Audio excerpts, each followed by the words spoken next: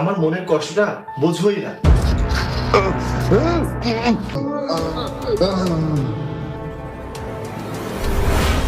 খালাস। ঝামেলা শেষ হয়ে গেছে। ভাবি, আমার কাম কইরা ফালাইছি, এইবার আমার টাকাটা দিয়া দেন। তোমাকে যে আমি কি বলে ধন্যবাদ দেব? এই কাজটা আমি কতদিন ধরে করতে চেষ্টা করছিলাম, কিন্তু পারছিলাম না। তোমাকে অসংখ্য ধন্যবাদ। মেরে যেহেতু ফেলেছো, এখন লাশটা গুম করে দাও। আরে ভাবি, খুন যেহেতু আমি কইরা ফালাইছি, গুম করার দায়িত্বও আমার। টাকাটা দিয়া দেন। আরে টাকা তো দিবই, আগে লাশটা গুম করার ব্যবস্থা করো, তারপর আমি তোমাকে সমস্ত টাকা দিচ্ছি। ঠিক আছে ভাবি, ঠিক আছে, প্রবলেম নাই, আপনি তো আসেনি। কি মানে তুমি এসব কি বলছো? তোমার মাথা ঠিক আছে? মানেটা আপনি বোঝেন নাই। মানেটা হইলো, আপনার আমারে 2 লাখ টাকা দেওয়ার কথা ছিল, আপনি 1 লাখ টাকা দিয়েছেন, আর আপনার কাছে 1 লাখ টাকা নাই। এখন আপনি আমার ওই 1 লাখ টাকা কোত্থেকে দিবেন? আচ্ছা, আপনি যদি আমার একটু সময় দেন, আপনার ওই 1 লাখ টাকা দেওয়ান লাগবে না। দেখো, তুমি কিন্তু বাজে বাজে কথা বলছো। তুমি কিন্তু তোমার লিমিটটা ক্রস করছো।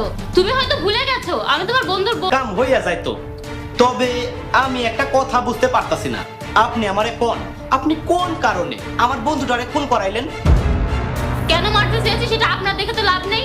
আপনার চাহিদা আপনি পূরণ করে এখান থেকে যান। আরে আপনার এই বন্ধুর জন্য আমি স্বাধীন মতো চলতে পারতাম না, খেতে পারতাম না, সব জায়গায় বাধা বাধা বাধা পারতাম না। ওর তো মা বাবা নেই, ও মারা গেলে তার সমস্ত সম্পত্তি আমার হয়ে যাবে। তাই আপনাকে ব্যবস্থা করেছিলাম ওকে মেরে ফেলার জন্য।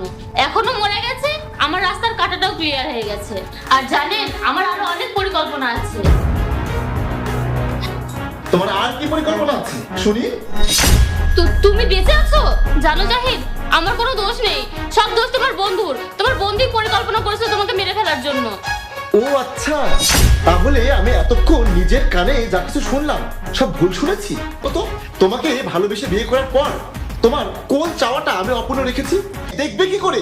তোমাদের মতো মেয়েরা শুধু ধন সম্পদ টাকা পয়সা এসবকেই ভালোবাসে, কোনো মানুষকে ভালোবাসতে পারে না। এখন এই মুহূর্তে তুমি আমার বাসা থেকে চলে যাও। না না, তুমি আমাকে ক্ষমা করে দাও। বলছি বন্ধু, তোকে যে আমি কি বলে ধন্যবাদ দেব?